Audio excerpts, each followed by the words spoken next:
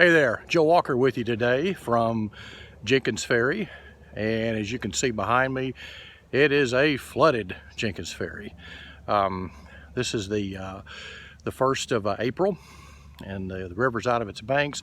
I'm going to kind of adjust the camera, and we're going to kind of walk a little bit here, kind of talk as we go along. You can see here in the roadway, the river it's rising rapidly right now.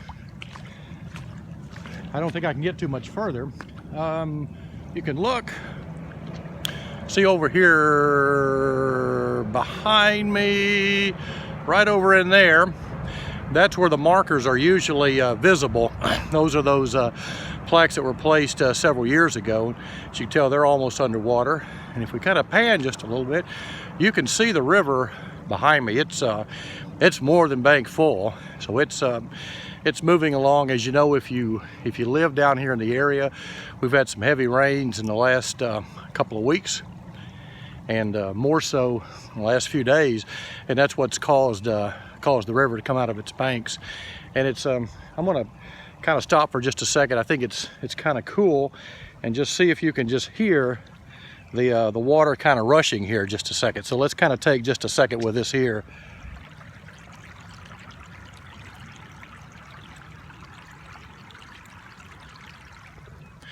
And we talked about this a little bit. I really don't want to I really don't want to fall in the river out here. We've talked about this just often enough about the night they crossed, on the night of April 29th into April 30th. So I guess it'd be the early hours of April 30th of 1864. They were, you have to imagine the scene here where this river was bank full, and again, we can see it behind me here. So the river is bank full, and they laid across the pontoon bridge.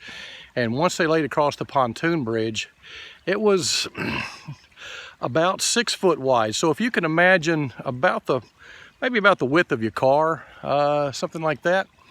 And so it's about the width of the car. It's made out of wood, and as these guys, wagons and cannons and horses and men, were crossing it, the river is moving at a good clip. Now keep in mind, when they commence walking across it, the diarist and the stories that were passed on from the battle, the pontoon bridge actually sank down into the river about 2 foot while they're crossing it. So it's pouring down rain. Junius Wheeler, who was the Steele's chief engineer of the 7th Corps, he was the one responsible for laying the pontoon bridge out here. He mentioned in his diary that he had never seen it rain harder than it rained that night at Jenkins Ferry.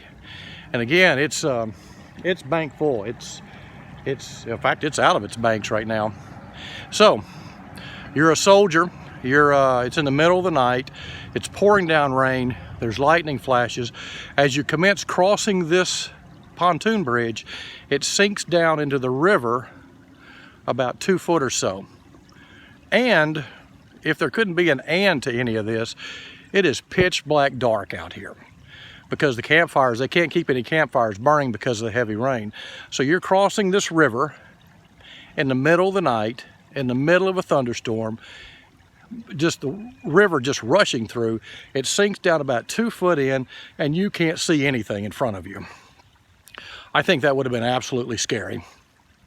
So I wanted to take a minute while the river was up a little bit.